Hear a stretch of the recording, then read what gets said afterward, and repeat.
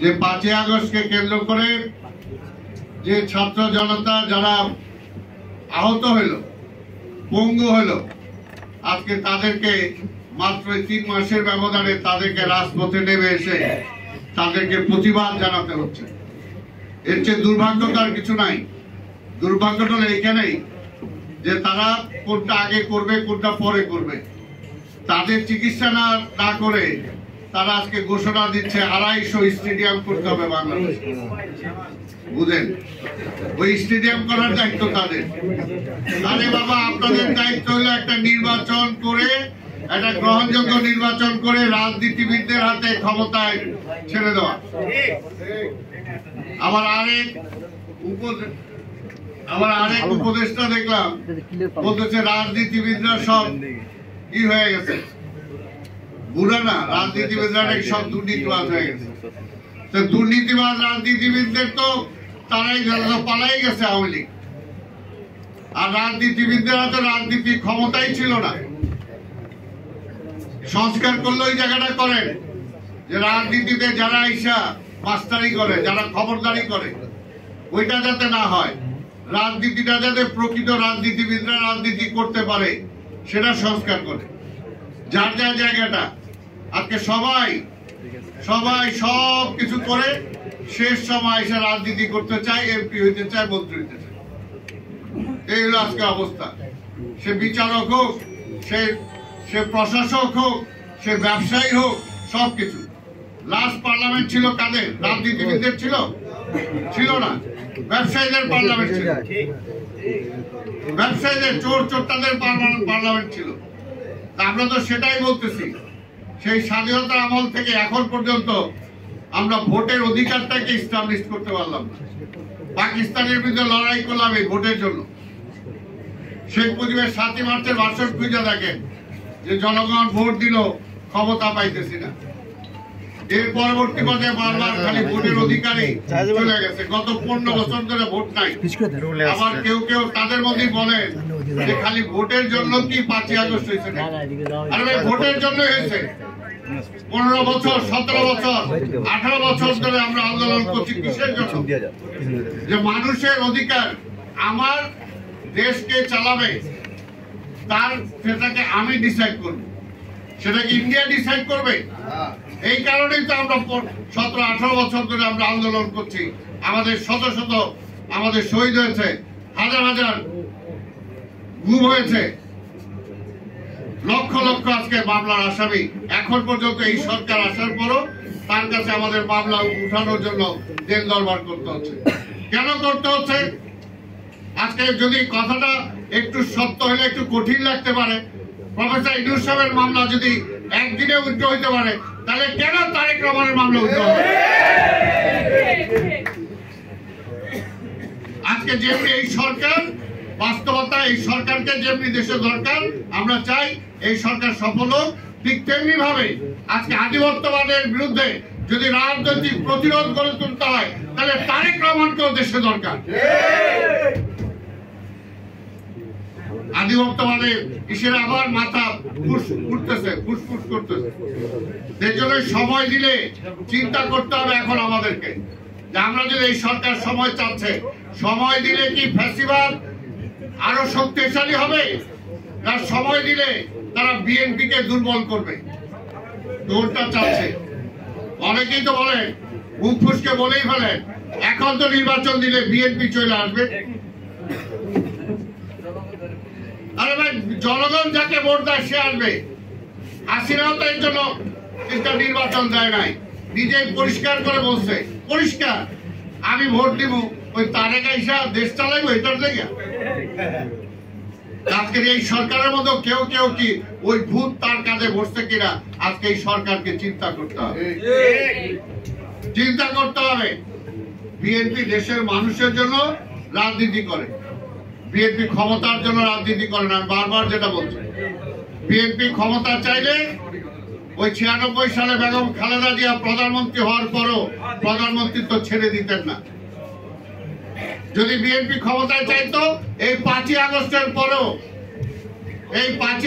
পরও, তাহলে বিএনপির নেতৃত্বে আন্দোলনকারী সকল রাজনৈতিক দল এবং ছাত্রদেরকে নিয়ে, তাহলে জাতীয় সরকার সেদিনই হইতে পারত। কিন্তু বিএনপি সেটা চায় না।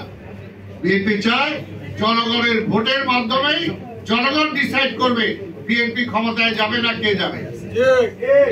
আরে ভাই এখনো বুঝেন না, এখনো বুঝেন না। এই দেশের দুইটা ধারা, একটা হলো ভারতীয় আধিপত্যবাদের পক্ষে, আরেকটা হলো বাংলাদেশের জাতীয়তাবাদের পক্ষে, স্বাধীনতার পক্ষে করতে চাই। এটার জন্য আমরা বলতেছি, আমরা অনেক লড়াই সংগ্রাম করে, অনেক ত্যাগ তিতিক্ষার পরে আজকে অসংখ্য অসংখ্য নেতা কর্মী আমাদের শহীদ হয়েছে।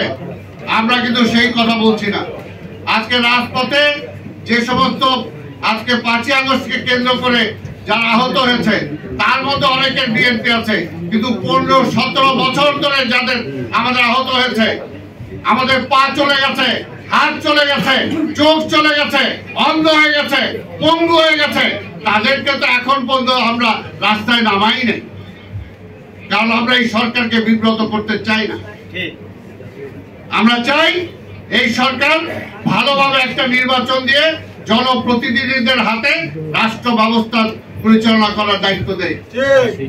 এবং তার আগে সংস্কার করতে হবে, করেন। গাড়ি দিয়ে সংস্কার করবেন, গাড়ি দিয়ে করবেন। যে খায়রুল হক এই সংবিধানকে ছিন্ন ভিন্ন করে হাসিনাকে স্বৈরাচার বানালো, ওই খায়রুল হক কই ধরছেন? এখনো তো ধরেন নাই খায়রুল হকরে। ব্যবসাদার হাজার হাজার কোটি টাকা যারা লোপাট করে ব্যাংক খালি করে ফেললো, কই ধরছেন? একটারও তো ধরেন নাই। খালি বিএনপি ঠেকায় না। ওই আওয়ামী লীগও বিএনপি ঠেকানোর আন্দোলনে হাসিনা এক কাপড়ে দেশ ছাড়তে হয়েছে। বিএনপির সম্পর্ক জনগণের সাথে, বিএনপি জনগণের রাজনীতি করে, তাই আমরা ক্ষমতার রাজনীতি করি না। আমাদের নেতা দেশনায়ক তারেক রহমান বারবার বলেছেন এবং যেটা বাস্তব প্রমাণ হয়েছে, 5ই আগস্টের পরে যদি তারেক রহমান নির্দেশ না দিত, যেটা আওয়ামী লীগ বলছিল, ওবায়দুল কাদের বলছিল কয়েক লক্ষ মারা যাবে, তা তো মারা যাইতই। কিন্তু বিএনপি সেই রাজনীতি করে না। বিএনপি মানে রাজনীতি করে না, যে প্রতিহিংসার রাজনীতি করে না। প্রতিহিংসার রাজনীতি আওয়ামী লীগ করেছে, তার পরিণতি সেটা হয়েছে। প্রতিহিংসার রাজনীতি কেউ পছন্দ করে না, ক্ষমতার রাজনীতি কেউ পছন্দ করে না। শেখ মুজিবুর রহমান রাজনীতিবিদ হওয়ার পরেও রাজনীতি নিষিদ্ধ করেছিলেন, আর শহীদ রাষ্ট্রপতি জিয়া রহমান রাজনীতিবিদ না হওয়ার পরেও তিনি রাজনীতি মুক্ত করে দিয়েছেন। এটাই হলো বিষয়। শেখ হাসিনা 14 সালে কমিটমেন্ট করার পরও প্রধানমন্ত্রিত্ব ছাড়ার সাহস হয় নাই, কিন্তু বেগম খালেদা জিয়া 96 সালে ছেড়ে দিয়েছিলেন। এই জন্য বলি আজকে তারেক রহমান, বেগম খালেদা জিয়া, জিয়া রহমান এদের সাথে কাউকে মিলে না। আমরা রাজনীতি করি দেশের জন্য, একদিন দুই দিনের জন্য না, একদিন দুই দিনের জন্য না। বাংলাদেশ যতদিন আছে বিএনপি ততদিন থাকবে। বিএনপির জন্মই হয়েছে বাংলাদেশের বাস্তবতার কারণে। আওয়ামী লীগ ব্যর্থ হয়েছে বলেই বিএনপির জন্ম হয়েছে। শেখ মুজিব ব্যর্থ হয়েছিল বলেই জিয়া রহমানের আবির্ভাব হয়েছিল। জোর করে হয় নাই কেউ। তাই আজকের বাস্তবতা হলো, আজকে দেশটাকে যে ট্রাফিক জ্যামে ফেলায় দিচ্ছেন, এটা থেকে উত্তরণের একটাই পথ, ওই আওয়ামী দুঃশাসনের যারা সহযোগী ছিল তাদের কাঁধের থেকে হাতটা সরান, কাজটা বিএনপির হাতে রাখেন পুরো। তাহলেই দেখবেন যে সব সমস্যার সমাধান হবে। আমরা এই দেশে অরাজকতা চাই না, হটকারিতা চাই না। আমরা চাই না যে দেশটা আরেকটা খারাপের দিকে যাক। কারণ আমরা দেখেছি স্বাধীনতার পরে এই শেখ মুজিবুর রহমান এই রেসকোর্সে দাঁড়ায় বলছিল 3 বছর কিছু দিতে পারবো না। মানে মানুষও অ্যাকসেপ্ট করে নিছিল, যেতে আপনারা বলতেছেন সময় চাই, পাবলিক রাজি আছে। কিন্তু শেখ মুজিবুর রহমান 3 বছরে কিছু দিতে পারে নাই, দিছিল দুর্ভিক্ষ দিছিল। আর্মিকে শেষ করার জন্য রক্ষী বাহিনী সৃষ্টি করছিল, শিক্ষা প্রতিষ্ঠানগুলোকে শেষ করার জন্য নকলের ছড়াছড়ি করে দিয়েছিল, পরীক্ষার বদলে অটো পাস দিয়ে দিচ্ছিল। কাজে সেটা দেশটা ধ্বংস হয়েছিল, মানুষ প্রতিরোধ করে তুলেছিল। আমরাও চাই না যে আপনারা ব্যর্থ হন ওই স্টেডিয়াম বানানোর জন্য আপনার পরিকল্পনা নিয়ে আপনারা পরিকল্পনা করেন যে আগামী কিছুদিনের মধ্যে কিছু সংস্কার করে কিভাবে নির্বাচনটা করতে পারে, কিভাবে নির্বাচিত প্রতিনিধিদের হাতে ক্ষমতাটা অর্পণ করতে পারে। কারণ আপনাদের দীর্ঘদিন ক্ষমতায় থাকার কোনো সুযোগ নাই। এর আগেও যেটা বলছি, ওই ক্ষমতার চেয়ারটা খুব আরামে, কিন্তু আবার খুব দুঃস্বপ্নও কিন্তু সেটার মধ্যে আছে, কষ্টও সেটার মধ্যে আছে, যেটা আজকে হাসিনা বুঝতেছে। এর জন্য আমরা চাই না যে সেইভাবে সেই অবস্থাটা হোক, আমরা চাই। তাই আজকে সরকারকে বলবো